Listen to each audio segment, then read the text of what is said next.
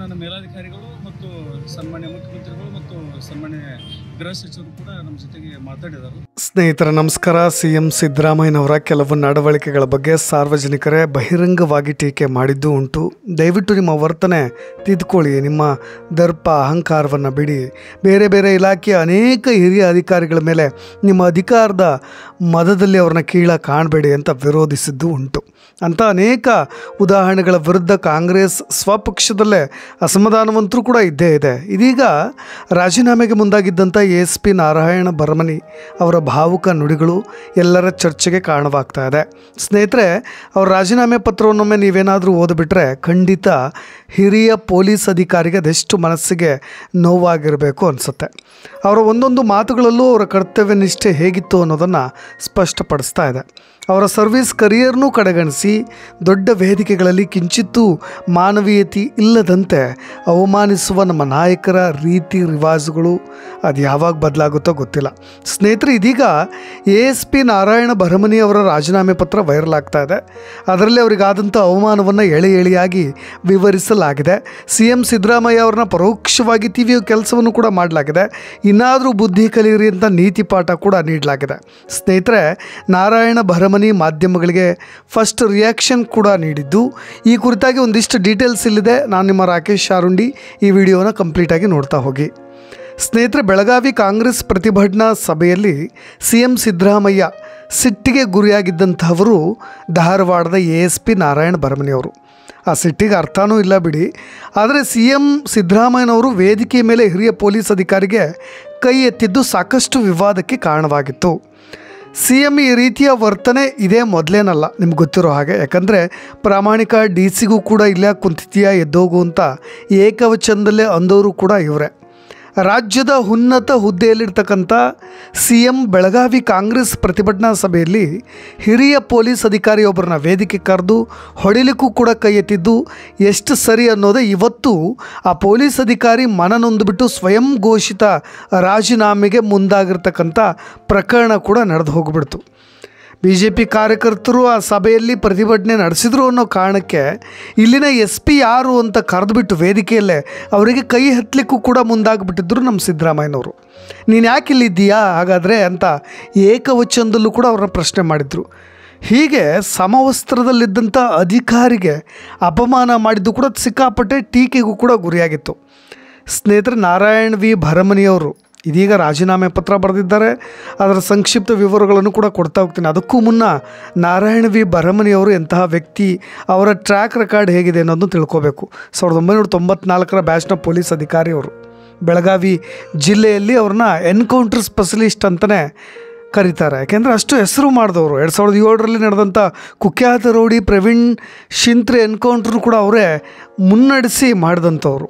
ಜೊತೆಗೆ ಮೂಲತಃ ಬಾಗಲಕೋಟೆ ಜಿಲ್ಲೆಯ ಮುಧೋಳ ತಾಲೂಕಿನ ರನ್ನಬೆಳಗಲಿ ಗ್ರಾಮದವರಾದಂಥ ಬೆಳಗಲಿ ಅವರು ವಿದ್ಯಾರ್ಥಿ ದೆಸೆ ಇದ್ದಾಗಲೇ ನಾರಾಯಣ V ಭರಮನಿಯವರು ಬೆಳಗಾವಿಯಲ್ಲಿ ಕನ್ನಡ ಹೋರಾಟದಲ್ಲೂ ಕೂಡ ಭಾಗವಹಿಸಿದಂಥ ವ್ಯಕ್ತಿ. ನಾರಾಯಣ V ಭರಮನಿಯವರು ರೌಡಿಗಳ ಪಾಲಿಗೆ ಸಿಂಹ ಸ್ವಪ್ನ ಅಂತಾನೆ ಹೆಸರುವಾಸಿ ಆದವರು.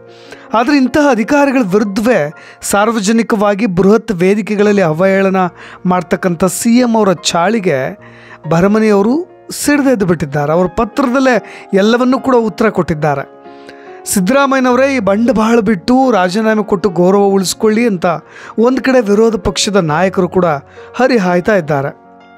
ಸ್ನೇಹಿತರೆ, ಭರಮನಿ ರಾಜೀನಾಮೆ ಪತ್ರದಲ್ಲಿ ಉಲ್ಲೇಖ ಮಾಡಿರ್ತಕ್ಕಂಥ ಅಂಶಗಳೇನಿದೆ ಅನ್ನೋದನ್ನ ನೋಡ್ತಾ ಹೋಗೋಣ. CM ಅವರು ಸಾರ್ವಜನಿಕವಾಗಿ ಕಪಾಳ ಮೋಕ್ಷ ಮಾಡಲಿಕ್ಕೆ ಮುಂದಾಗಿದ್ದು ನನಗೆ ತೀವ್ರತರವಾಗಿ ನೋವಾಗಿದೆ, ಅವಮಾನ ಆಗಿದೆ. ಈ ಘಟನೆಯಿಂದ ಬಹಳ ನೊಂದುಬಿಟ್ಟು ನಾನು ಸ್ವಯಂ ನಿವೃತ್ತಿಯನ್ನು ಪಡೀಲಿಕ್ಕೆ ಇಚ್ಛಿಸ್ತಾ ಇದ್ದೀನಿ ಅಂತ ಬಹಿರಂಗವಾಗಿ ಅವರು ಒಪ್ಕೊಂಡ್ರು. ಆದರೆ ಅವ್ರ ಮನದಾಳದ ಮಾತು ಯಾವ ರೀತಿಯಾಗಿ ಅವಮಾನಿತರಾಗಿದ್ದರು ಅನ್ನೋದನ್ನು ಇಲ್ಲಿ ಸ್ಪಷ್ಟಪಡಿಸ್ತಾ ಇದೆ.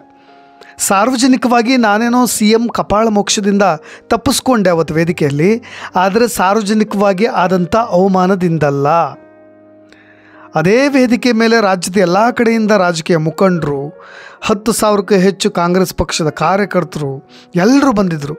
ಅವತ್ತು ರಾಜ್ಯಾದ್ಯಂತ ಬಿತ್ತರಿಸುವ ದೃಶ್ಯ ಮಾಧ್ಯಮಗಳು, ಪತ್ರಿಕಾ ವರದಿಗಾರರು ಎಲ್ಲರೂ ಕೂಡ, ಅಲ್ಲದೆ ನನ್ನ ಇಲಾಖೆ, ಇತರ ಇಲಾಖೆ ಅಧಿಕಾರಿಗಳು, ಸಿಬ್ಬಂದಿಗಳು ಎಲ್ಲರೂ ಕೂಡ ಇದ್ದರು. ಅವರೆಲ್ಲರ ಮುಂದೆ ನಾನು ಅವಮಾನಕ್ಕೀಡಾಗಬಿಟ್ಟೆ. ಇಲಾಖೆ ಮೇಲಿನ ಗೌರವದಿಂದಾಗಿ ಮತ್ತು ಮಾನ್ಯ ಮುಖ್ಯಮಂತ್ರಿಗಳ ಪದವಿಗೆ ಚ್ಯುತಿ ಬಾರದಿರಲಿ ಅನ್ನೋ ಒಂದೇ ಒಂದು ಕಾರಣಕ್ಕೆ ಅವತ್ತು ನಾನು ಮಾತನಾಡದೆ ವೇದಿಕೆಯಿಂದ ಕೆಳಗಿಳಿದು ಬಂದೆ. ಇಲ್ಲದೇ ಇದ್ದಿದ್ದರೆ ನಾನು ಅಲ್ಲಿ ರಿಯಾಕ್ಟ್ ಮಾಡ್ತಾ ಇದ್ದೆ ಅಂತ.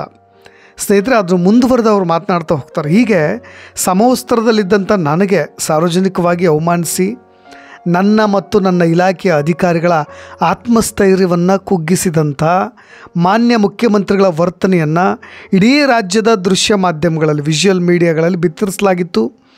ಆ ಘಟನೆಯಿಂದ ನನ್ನ ಮನಸ್ಸಿಗೆ ನೋವಾಯಿತು, ಆಘಾತ ಆಯಿತು, ಎಲ್ಲೂ ಕೂಡ ಹೇಳ್ಕೊಳ್ಳಿಕ್ಕಾಗಲಿಲ್ಲ. ನನ್ನ ಮನೆಯಲ್ಲಿ ಸ್ಮಶಾನ ಮೌನವಾಗಿತ್ತು. ನನ್ನನ್ನು ನೋಡಿದಂಥ ನನ್ನ ಮಕ್ಕಳು, ನನ್ನ ಮಡದಿ, ಅವರಂತರೂ ದುಃಖ ಕಟ್ಟಿ ಹೊಡೆದು ಬೋರ್ಗರೆದು ಬಿಡ್ತು. ಎಲ್ಲ ಅಳ್ತಾ ಇದ್ದರು. ಇಡೀ ದಿನ ಮೌನವೇ ಮಾತಾಗ್ಬಿಟ್ಟಿತ್ತು. ನನಗೆ ಮತ್ತು ನನ್ನ ಮಡದಿಗೆ ಹಿತೈಷಿಗಳಿಂದ ಅನೇಕ ಕರೆಗಳು ಬಂದವು. ಉತ್ತರಿಸಲಾಗದಷ್ಟು ನೋವಾಗಿತ್ತು ನಮಗೆ.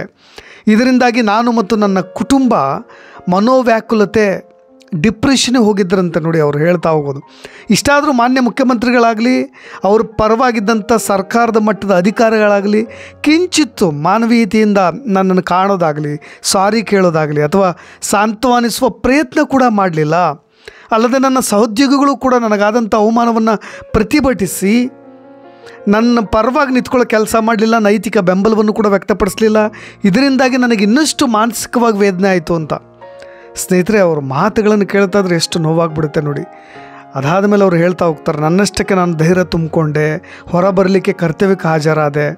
ಇಲ್ಲಿ ಸಮಸ್ಯೆಗಳನ್ನು ಹೇಳ್ಕೊಂಡು ಬರುವ ನೊಂದ ಜನರು ಕೂಡ, ಸಾರ್ ನಿಮ್ಮಂಥವ್ರಿಗೆ ಹಿಂಗಾದರೆ ನಮ್ಮಂಥ ಜನರ ಪರಿಸ್ಥಿತಿ ಏನು ಸಾರ್, ದೊಡ್ಡ ದೊಡ್ಡ ಹುದ್ದೆಯಲ್ಲಿರೋರು ನಿಮ್ಮನ್ನು ಈಗೆಲ್ಲ ಬಳಸ್ಕೊಳ್ತಾ ಇದ್ದಾರೆ ಅನ್ನೋ ಮಾತುಗಳು ಅವ್ರನ್ನ ತುಂಬ ಖಿನ್ನತೆಗೆ ದೂಡಿಬಿಟ್ಟಿದೆ. ಆ ರೀತಿಯಾದಂಥ ಅಸಹಾಯಕತೆಯ ಮಾತುಗಳನ್ನು ಆಡಿದಾಗೆಲ್ಲ ಅವ್ರು ಕನ್ನಡಿಯಲ್ಲಿ ಅವ್ರ ಮುಖವನ್ನೇ ನೋಡ್ಕೋಬೇಕು ಅಂತ ಅನ್ನಿಸ್ತಾ ಇತ್ತು ಏನೋ ಗೊತ್ತಿಲ್ಲ. ಅವ್ರು ಮಾತನಾಡ್ತಾ ಇರೋದು ನೋಡಿ, ಅದನ್ನು ರಾಜೀನಾಮೆ ಪತ್ರದಲ್ಲಿ ಬರೆದುಕೊಂಡಿರೋದು. ಯಾರ್ದೋ ತಪ್ಪಿಗೆ ಸಿ ಎಂ ನನ್ನನ್ನು ದಂಡಿಸ್ಬಿಟ್ರಲ್ಲ ಅನ್ನೋದು ನನಗೆ ಸದಾ ಕಾಡ್ತಾ ಇದೆ. ಮುಖ್ಯಮಂತ್ರಿಗಳು ನನ್ನನ್ನು ಸಾರ್ವಜನಿಕವಾಗಿ ನಿಂದಿಸಿ, ಅವಮಾನಿಸಿ, ಕೊನೆಗೆ ಸಾಂತ್ವನವನ್ನು ಕೂಡ ಹೇಳಲಿಲ್ಲಲ್ಲ ಅನ್ನೋದು ನನ್ನನ್ನು ತುಂಬ ಡಿಸ್ಟರ್ಬ್ ಮಾಡ್ತಾ ಇದೆ. ನನ್ನಷ್ಟಕ್ಕೆ ನಾನು ನ್ಯಾಯ ಪಡೆದುಕೊಳ್ಳಲಿಕ್ಕೆ ಆಗದವನು ಪರರಿಗೆ, ಬೇರೆಯವ್ರಿಗೆ ಹೇಗೆ ನ್ಯಾಯ ಕೊಡಿಸ್ಲಿಕ್ಕೆ ಸಾಧ್ಯವಾಗುತ್ತೆ ಅನ್ನೋ ರೀತಿಯಾಗಿ ಅವ್ರು ರಾಜೀನಾಮೆ ಪತ್ರದಲ್ಲಿ ಬರಿತಾ ಹೋಗ್ತಾ ಇರೋದು. ಯಾಕೆಂದರೆ ಅವ್ರು ಇನ್ನೊಂದನ್ನು ಕೂಡ ಉಲ್ಲೇಖ ಮಾಡ್ತಾರೆ. 31 ವರ್ಷದಿಂದ ರಾಜ್ಯ ಪೊಲೀಸ್ ಇಲಾಖೆಯಲ್ಲಿ ಬೇರೆ ಬೇರೆ ಡಿಪಾರ್ಟ್ಮೆಂಟ್ಗಳಲ್ಲಿ ಶಿಸ್ತಿನ ಸಿಪಾಯಿಯಾಗಿ ಕೆಲಸ ಮಾಡಿದ್ದೀನಿ. ಅನೇಕ ಸಾರ್ವಜನಿಕರ ನೋವುಗಳಿಗೆ ಸ್ಪಂದಿಸಿದ್ದೀನಿ.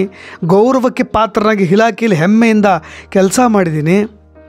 ಸಮಾಜದಲ್ಲಿ ಗೌರವ, ಮಾನ, ಸನ್ಮಾನ ನೀಡಿದಂಥ ಸಮವಸ್ತ್ರದೊಂದಿಗಿನ ಸಂಬಂಧ ನನ್ನ ಹೆತ್ತ ತಾಯಿಯೊಂದಿಗಿರುವಷ್ಟೇ ಭಾವನಾತ್ಮಕ ಸಂಬಂಧ ಇದೆ. ಇಂಥ ವ್ಯಕ್ತಿಗೆ ಈ ರೀತಿಯಾದಂಥ ಅವಮಾನ ಆಗಿಬಿಡ್ತಲ್ಲಪ್ಪ ಅಂತ. ಸ್ನೇಹಿತರೆ, ಸರ್ಕಾರವನ್ನು ಪ್ರತಿನಿಧಿಸ್ತಕ್ಕಂಥ ಸರ್ಕಾರಿ ನೌಕರಿಗೆ ಪ್ರತಿ ಹಂತದಲ್ಲೂ ಕೂಡ ಎಲ್ಲ ಸವಾಲುಗಳಿದ್ದೇ ಇರುತ್ತೆ. ಅದೇ ಸವಾಲುಗಳನ್ನು ಎದುರಿಸ್ತಾ ಬರ್ತಾ ಇರೋನು ನಾನು. ರಾಜ್ಯದ ಸಮವಸ್ತ್ರ ಧರಿಸುವ ಕೆಳಸ್ತರದ ಅಧಿಕಾರಿ ಸಿಬ್ಬಂದಿಗಳಿಗಷ್ಟೇ ಅಲ್ಲ, ಸಮಸ್ತ ಸರ್ಕಾರಿ ನೌಕರರ ಅಳಲು ಕೂಡ ಇದೇ ರೀತಿಯಾಗಿದೆ. ಮಾನಸಿಕವಾಗಿ ಕುಗ್ಗಿಸ್ಬಿಡುತ್ತೆ. ನಾನು ಕೂಡ ಅದೇ ರೀತಿಯಾದಂಥ ವ್ಯಾಕುಲತೆಗೆ ಒಳಗಾಗಿಬಿಟ್ಟಿದ್ದೀನಿ. ಸಾರ್ವಜನಿಕವಾಗಿ ನಿಂದನೆಗೆ ಒಳಗಾಗಿ ಅವಮಾನಗೊಂಡಂಥ ನನಗೆ ಅನ್ಯ ಮಾರ್ಗವಿಲ್ಲದೆ ಇವತ್ತು ನಾನು ಸ್ವಯಂ ನಿವೃತ್ತಿಯನ್ನು ಕೊಡ್ತಾ ಇದ್ದೀನಿ. ಮಾನ್ಯರು ಇದನ್ನು ಅಂಗೀಕರಿಸಬೇಕು ಅಂತ ವಿನಂತಿ ಮಾಡ್ಕೊಳ್ತಾ ಇದ್ದೀನಿ ಅಂತ. ಸ್ನೇಹಿತರು, ಅವ್ರ ಮಾತುಗಳಲ್ಲಿ ಎಷ್ಟು ನೋವಿದೆ. ಇದೆಲ್ಲವೂ ಕೂಡ ನಿಜಕ್ಕೂ ಸಿ ಎಂ ಸಿದ್ದರಾಮಯ್ಯನವ್ರಿಗೆ ಪರೋಕ್ಷವಾಗಿ ತಿವಿಯೋ ಕೆಲಸ. ಅವ್ರಿಗಿದು ಅರ್ಥ ಆಗಬೇಕು ಅಂತ ಅನಿಸುತ್ತೆ. ಏಕೆಂದರೆ ಒಬ್ಬ ಕರ್ತವ್ಯನಿಷ್ಠ ಅಧಿಕಾರಿಯ ಸ್ವಾಭಿಮಾನಕ್ಕೊಂದು ದೊಡ್ಡ ಧಕ್ಕೆ ತಂದ ಹಾಗಿದು. ಇಡೀ ಪೊಲೀಸ್ ಇಲಾಖೆಯ ಮನೋಬಲವನ್ನು ಅದಕ್ಕೆ ಚ್ಯುತಿ ತಂದ ಹಾಗೆ, ಅಧಿಕಾರಶಾಹಿಯ ನೈತಿಕತೆಗೆ ದೊಡ್ಡ ಪೆಟ್ಟು ಅಂತಲೂ ಕೂಡ ಹೇಳ್ಬೋದು. ಯಾಕೆಂದರೆ ಒಬ್ಬ ನೌಕರಶಾಹಿ ವರ್ಗ ಇರುತ್ತಲ್ಲ, ಅವರೆಲ್ಲರೂ ಕೂಡ ಮುಂದೆ ತಾವು ಆಡಳಿತವನ್ನು ನಡೆಸಬೇಕಾದ್ರೆ, ದೊಡ್ಡ ದೊಡ್ಡ ಹುದ್ದೆಗಳನ್ನು ಸ್ವೀಕಾರ ಮಾಡಬೇಕಾದ್ರೆ ನಮ್ಮ ಮೇಲ್ಸ್ತರದಲ್ಲಿರ್ತಕ್ಕಂತಹ ಈ ರೀತಿಯಾದಂತಹ ಅಧಿಕಾರಿಗಳು, ನಾಯಕರು ಅವರೆಲ್ಲರೂ ಕೂಡ ನಮ್ಮನ್ನು ಹೇಗೆ ನಡೆಸ್ಕೊಳ್ಬೋದು ಅನ್ನೋ ರೀತಿಯಾಗಿ ಅವ್ರ ಆತ್ಮಸ್ಥೈರ್ಯವೇ ಕುಗ್ಗು ಹೋಗ್ತಕ್ಕಂಥ ನಡೆ. ಕಾಂಗ್ರೆಸ್ ಸರ್ಕಾರದಿಂದ ಪೊಲೀಸ್ ಇಲಾಖೆಯ ಬಲಕ್ಕೆ ಒಂದು ದೊಡ್ಡ ಪೆಟ್ಟು ಕೊಟ್ಟಂತ ಆಗಿಬಿಡುತ್ತೆ ಈ ಥರದ ಘಟನೆಗಳಾದಾಗ. ಹಾಗಾಗಿ ಸಿ ಎಂ ಅವರು ಕೊಟ್ಟಂಥ ರಿಯಾಕ್ಷನ್, ನಾನು ಉದ್ದೇಶಪೂರ್ವಕವಾಗಿ ಈಗ ಮಾಡಿಲ್ಲ, ಸ್ವಯಂ ನಿವೃತ್ತಿ ನಿರ್ಧಾರ ಬೇಡ, ಅದನ್ನು ವಾಪಸ್ ಪಡೀರಿ ಅಂತ ಅವ್ರು ಹೇಳಿದಾರಂತ. ಅದೆಷ್ಟು ಸತ್ಯವೋ ಏನೋ ಗೊತ್ತಿಲ್ಲ. ಬೇರೆಯವರು ಅವ್ರನ್ನೆಲ್ಲರೂ ಕೂಡ ಅದು ಹೇಗೆ ಮನವೊಲಿಸೋ ಕೆಲಸ ಮಾಡಿದಾರೋ ಏನೋ ಗೊತ್ತಿಲ್ಲ. ಬಟ್ ಇನ್ನೊಂದು ಕಡೆ ಭರಮನಿಯವರು ಕೂಡ ರಿಯಾಕ್ಷನ್ ಕೊಟ್ಟಿದ್ದಾರೆ. ನನ್ನ ಭಾವನೆಗಳನ್ನು ಹಿರಿಯ ಅಧಿಕಾರಿಗಳು ತಿಳಿಸಿದ್ದೀನಿ. ಹಿರಿಯ ಅಧಿಕಾರಿಗಳು ಕೂಡ ನನ್ನೊಂದಿಗೆ ಮಾತನಾಡಿದ್ದಾರೆ. ನಾನು ಶಿಸ್ತಿನ ಇಲಾಖೆಯಲ್ಲಿದ್ದೀನಿ. ಸಿ ಎಂ ಸಾಹೇಬರು, ಗೃಹ ಸಚಿವರು ಕೂಡ ಮಾತನಾಡ್ತಾರೆ. ನಾನು ಯಾವಾಗಲೂ ಕೂಡ ಮಾಧ್ಯಮಕ್ಕೆ ಮಾತನಾಡಿಲ್ಲ, ಕರ್ತವ್ಯಕ್ಕೆ ಹಾಜರಾಗ್ತೀನಿ ಅಂತ ಅವರು ಒಂದು ಸ್ಟೇಟ್ಮೆಂಟ್ ಕೊಟ್ಟಿದ್ದಾರೆ. ಇದನ್ನು ಯಾರು ಹೇಗೆ ಒಪ್ಪಿಸುವ ಕೆಲಸ ಮಾಡಿದಾರೋ ಗೊತ್ತಿಲ್ಲ. ಬಟ್ ಆದರೆ ಒಂದು ದೊಡ್ಡ ಸ್ಥಾನದಲ್ಲಿರ್ತಕ್ಕಂಥ CM ಸಿದ್ದರಾಮಯ್ಯನವರು ಇನ್ನಾದರೂ ಅದನ್ನು ತಿದ್ದುಕೊಳ್ತಾರಲ್ಲೋ ಕಾದು ನೋಡಬೇಕು. ನಿಮ್ಮ ಅಭಿಪ್ರಾಯ ಕೂಡ ಇಂಪಾರ್ಟೆಂಟ್ ಆಗುತ್ತೆ, ಅದನ್ನ ಕಮೆಂಟ್ ಬಾಕ್ಸ್ನಲ್ಲಿ ತಿಳಿಸಿ ಅಂತ ಹೇಳ್ತಾ ಇನ್ನಷ್ಟು ಅಪ್ಡೇಟ್ಸ್ಗಳೊಂದಿಗೆ ಮತ್ತೆ ಬರ್ತೀನಿ. ನಾನು ರಾಕೇಶ್ ಆರುಂಡಿ, ಧನ್ಯವಾದ.